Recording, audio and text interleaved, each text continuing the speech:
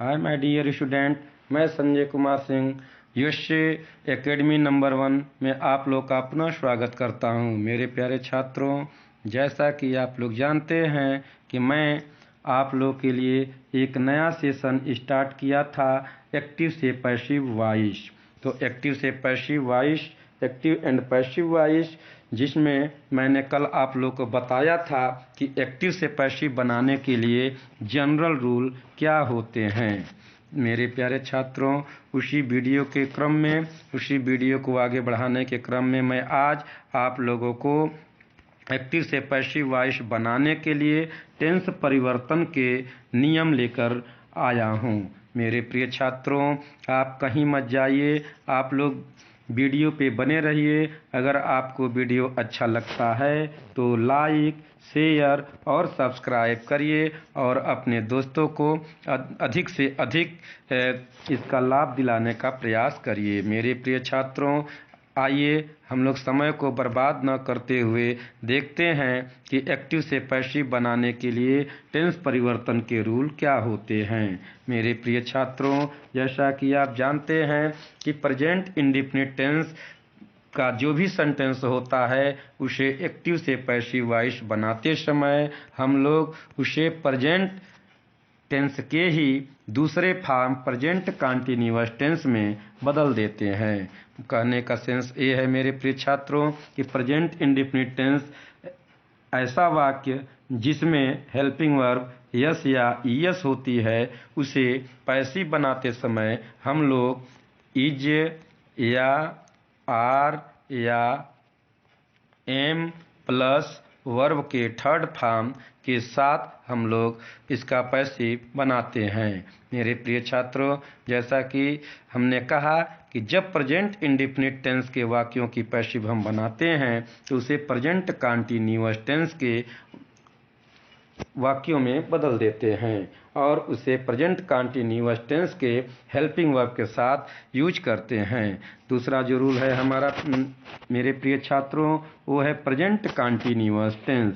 Present continuous tense की जब passive हम बनाते हैं तो इस प्रकार के सेंटेंस को हम लोग प्रेजेंट कंटीन्यूअस टेंस में ही रहने देते हैं, लेकिन उसमें जो मूल परिवर्तन होता है मेरे प्रिय छात्रों, जैसा कि मैं आपको बताना चाहूँगा कि प्रेजेंट कंटीन्यूअस टेंस का वाक्य प्रेजेंट कंटीन्यूअस टेंस में ही पैसिव में बनेगा, लेकिन उसके साथ being, BEING, being plus is या आर या एम प्लस वर्ब का थर्ड फॉर्म यूज होता है। मेरे प्रिय छात्रों, जैसा कि आपको समझ लग गया होगा कि प्रेजेंट कंटीन्यूअस टेंस की जब हम पैसिव बनाते हैं तो इस प्रकार के वाक्यों को हम लोग प्रेजेंट कंटीन्यूअस टेंस में ही रहने देते हैं। सिर्फ और सिर्फ अंतर यही होता है कि इस प्रकार के सेंटेंस को प्रेजेंट कंटीन्यूअस में लिखते समय हम लोग बीइंग का प्रयोग करते हैं। तो आइए हम लोग आगे समझते हैं कि प्रेजेंट परफेक्ट टेंस को कैसे हम लोग पैसिव बनाते हैं। तो प्रेजेंट परफेक्ट टेंस की पैसिव बनाते समय हम लोग प्रेजेंट परफेक्ट टेंस के सेंटेंस को प्रेजेंट परफेक्ट कंटीन्यूअस टेंस में ले जाते हैं। जैसा कि मेरे प्रिय छात्रों, आप जानते हैं कि प्रेजेंट परफेक्ट टेंस का जो सेंटेंस होता है वो हैज या हैव प्लस क्रिया का थर्ड फॉर्म के साथ उपयोग होता है, लेकिन जब हम इनकी पैसिव बनाते हैं तो ऐसे वाक्यों को हम लोग पैसिव बनाते समय हैज या have plus been plus verb का थर्ड फॉर्म के साथ यूज करते हैं। तो मेरे प्रिय छात्रों, आपको समझ में लग गया होगा, समझ आ गई होगी कि जब हम एक्टिव से पैसिव बनाते हैं तो प्रेजेंट टेंस प्रेजेंट कंटीन्यूअस में जाता है, प्रेजेंट कंटीन्यूअस टेंस में ही बीइंग के साथ प्रयोग होता है और present perfect tense present perfect continuous tense में हैज बीन, हैव बीन के साथ क्रिया का थर्ड फॉर्म प्रयोग करके बनाया जाता है। मेरे प्रिय छात्रों, आइए आगे हम देखते हैं कि प्रेजेंट परफेक्ट कंटीन्यूअस टेंस को हम पैसिव कैसे बनाते हैं। तो मेरे प्रिय छात्रों, जैसा कि आप जानते हैं कि प्रेजेंट परफेक्ट कंटीन्यूअस टेंस की कोई पैसिव नहीं बनती है। जैसा कि आप लोगों को पता है कि प्रेजेंट परफेक्ट कंटीन्यूअस टेंस में हैज बीन या हैव बीन ऑलरेडी लगा होता है और इन सेंटेंस को हम लोग वैसे ही क्रिया का थर्ड फॉर्म के साथ जोड़ करके हम लोग इनकी पैसिव मान लेते हैं। मेरे प्रिय छात्रों, इस तरीके से आप देख सकते हैं कि प्रेजेंट परफेक्ट कंटीन्यूअस टेंस के वाक्यों की हम पैसिव नहीं बनाते हैं, क्योंकि ये सेंटेंस ऑलरेडी क्रिया का थर्ड फॉर्म लगा देने से पैसिव मान लिए जाते हैं। इसलिए इनके सेंटेंस में किसी प्रकार का कोई पैसिव नहीं बनता है। मेरे प्रिय छात्रों, आइए हम देखते हैं, अब एक एक करके समझ लेते हैं कि कैसे एग्जाम्पल के थ्रू हम लोग एक्टिव से पैसिव इन सेंटेंसों का बनाएंगे। तो सबसे पहले हम बात करेंगे मेरे प्रिय छात्रों प्रेजेंट इंडेफिनिट टेंस की। तो प्रेजेंट इंडेफिनिट टेंस जो होता है मेरे प्रिय छात्रों, इसको हम लोग एग्जाम्पल से समझ लेते हैं। मैंने स्क्रीन पे लिखा है आई रीड ए बुक, मैं एक पुस्तक पढ़ता हूँ। एक्टिव वॉइस का सेंटेंस है मेरे प्रिय छात्रों। Active voice I read a book, जब हम इसकी पैसिव बनाएंगे तो मैंने आपको कल बताया था कि active and passive voice is not more than interchanging of its place between subject and object. Mean to say कहने का तात्पर्य ये है मेरे प्यारे बच्चों कि एक्टिव पैसिव कुछ नहीं है, सिर्फ और सिर्फ सब्जेक्ट और ऑब्जेक्ट के बीच जगहों की अदला बदली है। कहने का मतलब ये है कि ऑब्जेक्ट हमारा सब्जेक्ट की जगह पर आता है और सब्जेक्ट हमारा ऑब्जेक्ट की जगह पर आता है और उसके बीच में कुछ नियमों का परिवर्तन होता है, इस जो हमें अकॉर्डिंग टू टेंस करना होता है। इसीलिए हम कहते हैं कि सब active and passive is not more than interchanging of its place between object and subject. तो मेरे प्रिय छात्रों देखिए, जैसा कि मैंने बोला है कि आई रीड ए बुक, तो ऑब्जेक्ट हमारा बुक है और आई हमारा सब्जेक्ट है। तो इन दोनों के बीच हम जगहों की अदला बदली करेंगे। तो ए बुक हम सब्जेक्ट की जगह पे लाएंगे तो हमारा हो जाएगा ए बुक, और ए बुक चूँकि आपका सिंगुलर नाउन है तो प्रेजेंट कंटीन्यूअस में जाते समय इसके साथ हम लोग इज का प्रयोग, हेल्पिंग वर्ब इज का प्रयोग करते हैं तो हो जाएगा ए बुक इज। अब मैंने बोला था कि object plus helping verb plus verb का थर्ड फॉर्म, मेन वर्ब का थर्ड फॉर्म।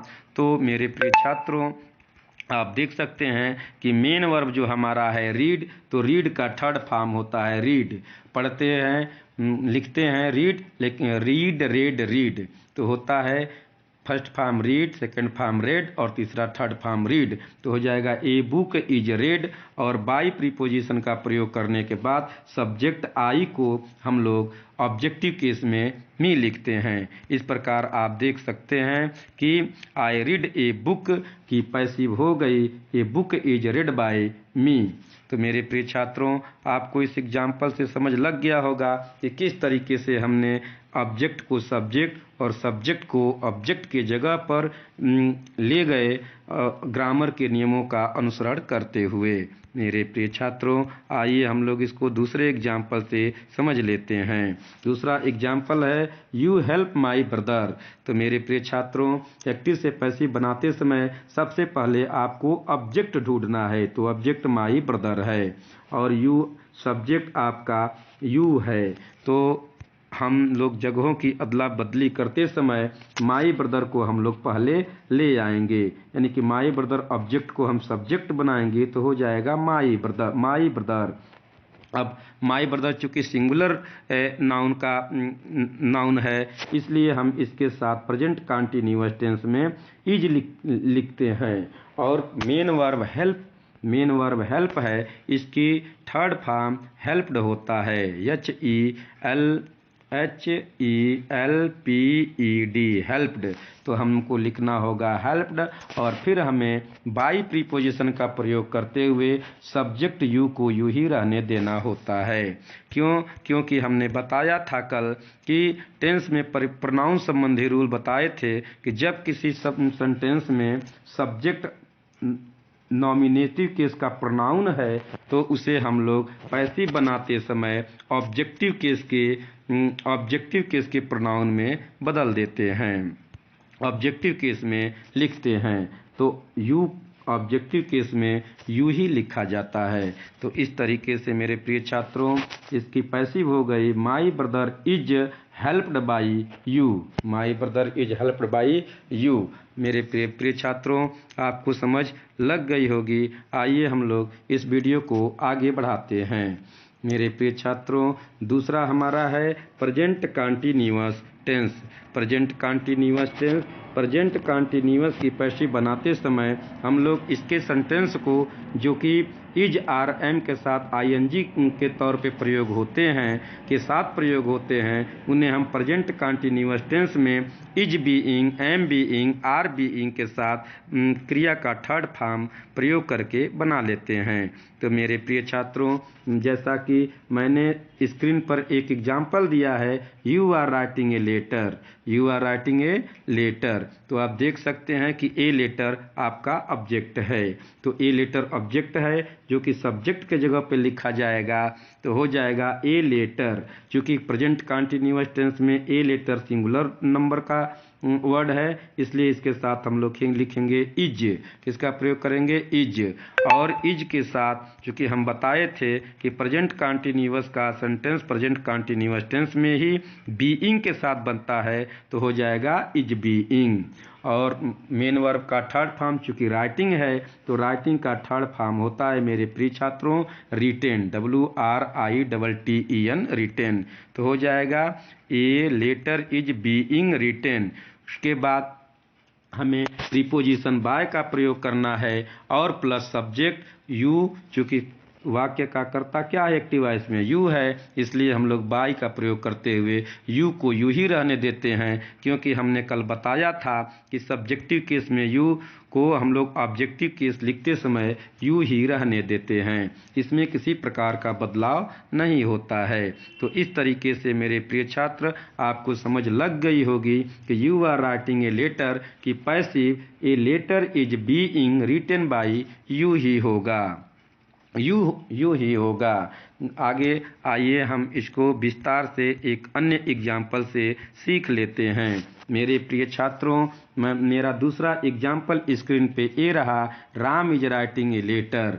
आप देख सकते हैं कि इज राइटिंग ए लेटर आपका प्रेजेंट कंटीन्यूअस टेंस है। तो Ram is writing a letter, इसमें ए आपका ऑब्जेक्ट है, राम आपका सब्जेक्ट है। तो इंटरचेंजिंग ऑफ प्लेस के नियम के अनुसार आपका ए लेटर हो जाएगा ए लेटर, जो कि सब्जेक्ट के जगह पे लिखा जाएगा। और ए लेटर चूँकि सिंगुलर नंबर का वर्ड है, इसलिए इसके साथ हम लोग इज का प्रयोग करेंगे। और इज के साथ प्रयोग करने के बाद चूँकि प्रेजेंट कंटीन्यूअस टेंस में हम लोग बीइंग के साथ पैसिव बनाते हैं, तो बीइंग लिखकर मेन वर्ब का थर्ड फॉर्म लिखेंगे, फिर बाय लिखकर हम लोग सब्जेक्ट राम को लिखेंगे। इस तरीके से हमारा पैसिव हुआ मेरे प्रिय छात्रों कि a letter is being written by Ram, जो हमारा Ram is writing a letter का पैसिव वॉइस है। तो मेरे प्रिय छात्रों मुझे उम्मीद है कि आप लोगों को इन दोनों एग्जाम्पल से प्रेजेंट कंटीन्यूअस टेंस कंप्लीट समझ में आ गया होगा। आइए वीडियो को आगे बढ़ाते हुए प्रेजेंट परफेक्ट टेंस को भी हम सीख लेते हैं। मेरे प्रिय छात्रों जैसा कि स्क्रीन पे आप देख पा रहे होंगे कि प्रेजेंट परफेक्ट टेंस की पैसिव बनाते समय हम इसे प्रेजेंट परफेक्ट कंटीन्यूअस टेंस में लिखते हैं। मेरे प्रिय छात्रों आपको स्क्रीन पे स्पष्ट दिख रहा होगा कि प्रेजेंट परफेक्ट टेंस की पैसिव हम लोग प्रेजेंट परफेक्ट कंटीन्यूअस टेंस में बनाते हैं। तो मेरे प्रिय छात्रों मैं आपको स्मरण दिलाना चाहता हूँ कि प्रेजेंट परफेक्ट टेंस के साथ जो हेल्पिंग वर्ब होता है हैज या हैव प्लस क्रिया का थर्ड फॉर्म होता है, जो पैसिव बनाते समय हैज या हैव, जो पैसिव बनाते समय हैज या have plus been plus verb का थर्ड फॉर्म के साथ लिखा जाता है। तो मेरे प्रिय छात्रों, आपको समझ लग गई होगी कि प्रेजेंट परफेक्ट टेंस की पैसिव हम लोग प्रेजेंट परफेक्ट कंटीन्यूअस टेंस में बनाते हैं। तो आइए इसे एग्जाम्पल से पुनः समझने का प्रयास करते हैं। मेरे प्रिय छात्रों, ही है ये रिटेन एन एग्जाम्पल, एक हमने सेंटेंस एक्टिव वॉइस का लिया है। तो मेरे प्रिय छात्रों, जब हम इसकी पैसिव बनाएंगे तो सबसे पहले हम लोग ऑब्जेक्ट एन एप्पल को लिखेंगे। एन एप्पल को हम लोग सब्जेक्ट के स्थान पर लिखेंगे। क्योंकि एन एप्पल आपका सिंगुलर नंबर का सेंटेंस है, इसलिए सिंगुलर नंबर का सेंटेंस के साथ हम लोग प्रेजेंट परफेक्ट कंटीन्यूअस टेंस में हैज का प्रयोग करते हैं। हैज को लिखने के बाद हम लोग प्रेजेंट परफेक्ट कंटीन्यूअस टेंस में बीन लिखते हैं। उसके बाद क्रिया का थर्ड फॉर्म लिखते हैं, मेन वर्ब का थर्ड फॉर्म के बाद हम बाई प्रीपोजिशन का यूज करते हैं। After this he subjective case के प्रोनाउन को हम लोग ऑब्जेक्टिव केस में हिम लिखते हैं। इस तरीके से हमारा पैसिव बन के तैयार हो जाता है और इसकी पैसिव होती है an apple has been eaten by him. तो मेरे प्रिय छात्रों, आपको समझ लग गया होगा कि he has eaten an apple की पैसिव बनाते समय हम an apple has been eaten by him लिखते हैं। तो मेरे प्रिय छात्रों, दूसरे एग्जाम्पल से इसको हम और गहराई से समझने का प्रयास करते हैं। तो मेरे प्रिय छात्रों, दूसरा एग्जाम्पल मेरे स्क्रीन पर ये रहा, I have not written a letter. तो मेरे प्रिय छात्रों, जैसा कि मैं आपको बता देना चाहता हूँ कि यदि एक्टिव से पैसिव बनाते समय हमारा सेंटेंस निगेटिव सेंटेंस है तो उसकी पैसिव भी हम निगेटिव में ही बनाते हैं। किसमें बनाते हैं? निगेटिव में ही बनाते हैं। तो मेरे प्रिय छात्रों, आइए इसे हम लोग पुनः एक बार समझ लेते हैं। जैसा कि मैंने कहा कि I have not written a letter. तो मेरे प्रिय छात्रों, मैंने बोला है कि active and passive is not more than interchanging of its place between subject and object. इस नियम का पालन करते हुए हमें सबसे पहले ए लेटर को ऑब्जेक्ट को ढूंढना है। तो ए लेटर सब्जेक्ट की जगह पे आएगा तो हो जाएगा ए लेटर। क्योंकि ए लेटर सिंगुलर नंबर का सेंटेंस है, इसलिए इसके साथ हम लोग हैज का प्रयोग करेंगे। तो हमने हैज का प्रयोग कर लिया और ग्रामर के नियमों के अनुसार हैज और बीन के बीच हम नॉट का प्रयोग करते हुए मेन वर्ब का थर्ड फॉर्म लिख लेंगे। आफ्टर दिस बाई प्रीपोजिशन का यूज करते हुए हम लोग आई जो पर्सनल प्रोनाउन का सब्जेक्ट है उसको ऑब्जेक्टिव केस में मी लिख लेंगे। इस तरीके से I have not written a letter active voice का हमारा पैसिव बनता है a letter has not been written by me. तो मेरे प्रिय छात्रों, आपको समझ लग गई होगी कि सबसे पहले ऑब्जेक्ट के बाद हेल्पिंग वर्ब के लिखने के बाद मेन वर्ब का थर्ड फॉर्म, फिर बाई प्रीपोजिशन लिखकर हम लोग सब्जेक्ट को ऑब्जेक्टिव केस में लिख लेते हैं। तो मेरे प्रिय छात्रों, जैसा कि आपको समझ लग गया होगा कि प्रेजेंट परफेक्ट टेंस की पैसिव हम प्रेजेंट परफेक्ट कंटीन्यूअस टेंस में जाकर बना लेते हैं। मेरे प्रिय छात्रों, आइए वीडियो को और आगे बढ़ाते हुए हम लोग चौथे form present perfect continuous tense को समझ लेते हैं। तो मेरे प्रिय छात्रों, जैसा कि मैंने पहले ही बोल चुका था कि प्रेजेंट परफेक्ट कंटीन्यूअस टेंस की पैसिव नहीं बनती है।